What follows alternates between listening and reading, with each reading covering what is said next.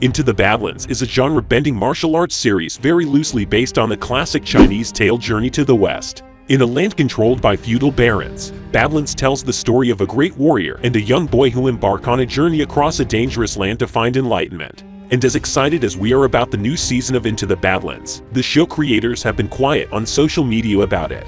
Since the end of the third season in 2019, there has been no official news or update. In February 2019, AMC canceled the show.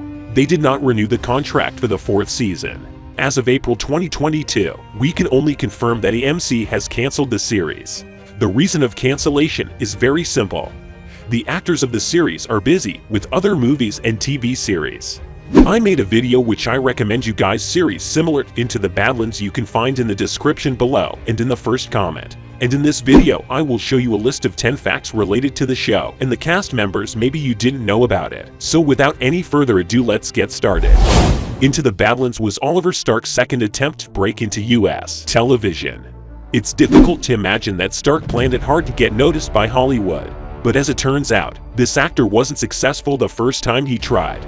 Fortunately, effects ultimately turned around for him. The second time I went out, Twilight was a much bigger deal for me because I had to rebuild all the confidence I'd lost, and it was on that trip that I booked Into the Badlands, the actor revealed while speaking with Fault. Since the show ended, Stark went on to star in Fox's 911. Emily Beecham worked with George Clooney before coming on the show. Beecham had previously starred in the Coen Brothers show, Caesar, which is headlined by Oscar winner George Clooney. Granted, the actress played a minor part in the movie as a Hollywood starlet. Even so, Beecham got to work on a high-profile ensemble movie whose cast also included Scarlett Johansson, Frances McDormand, Tilda Swinton, Jonah Hill, and Ralph Fiennes. Despite all the big names attached to the movie, still, Caesar managed to work with a stingy budget, thanks in part to Clooney and his co-stars' ability to take pay cuts, as the Coen brothers told Variety. Prior to working on the show, Madeleine Mantock famously starred in The Tomorrow People. Prior to working on Into the Badlands, Mantock was already an established television actor, having previously starred in The Tomorrow People as Steven's best friend, Astrid Finch. Mantock jumped at the chance of joining Into the Badlands because it was a new show and she needed the job. Also, the actress told Black Nerd Problems, the prospect of being involved with a network like AMC is a big draw. Since the show ended, Mantock has moved to another big network, CW, where she stars in the reboot of Charmed, which some say is better than the previous show. Daniel Wu was only supposed to executive produce the show and not star in it. By the time Into the Badlands got hold of Wu, the actor was already established in the Chinese market, having starred in several action films, even alongside Hollywood stars such as Lucy Liu and Russell Crowe. And when he got contacted for Into the Badlands, it was initially thought that Wu would only join the production as an executive producer because of his martial arts background. In the end, Wu's on-screen presence helped elevate the series, as it showcased martial arts fighting stunts that are often only featured in movies. Orla Brady missed the audition deadline for the show because she was busy with American Odyssey. Prior to booking Into the Badlands, the Irish-born actress had been hard at work on the NBC series American Odyssey. In fact, she was so busy filming that she completely missed the audition deadline for Into the Badlands. Luckily for her, it didn't matter. 3 weeks later, a friend of mine was coming to New York, and I just said, "Will you read if I go on tape?" Brady told Geek Chic Elite.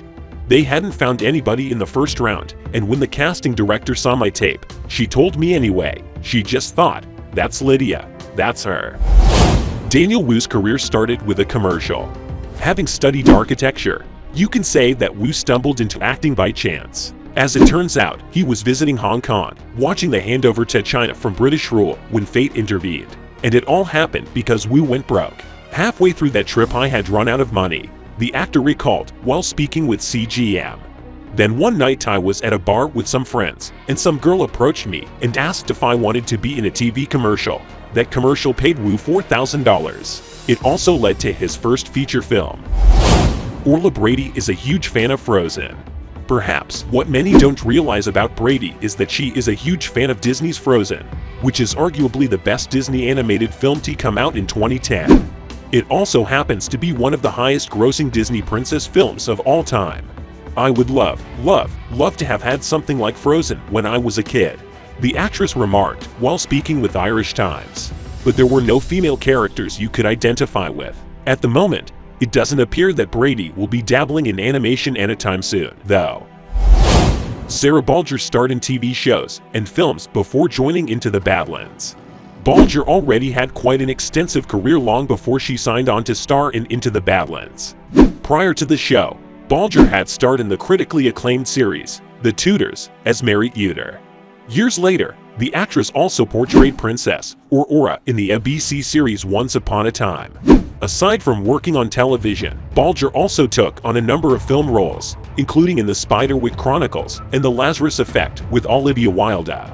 Meanwhile, since Into the Badlands ended, Bolger has had roles in Marvel's Agent Carter and Mayans MC. Nick Frost ventures into fantasy and animation projects often. It's no surprise that Into the Badlands would appeal to Frost considering that he's always dabbled in fantasy.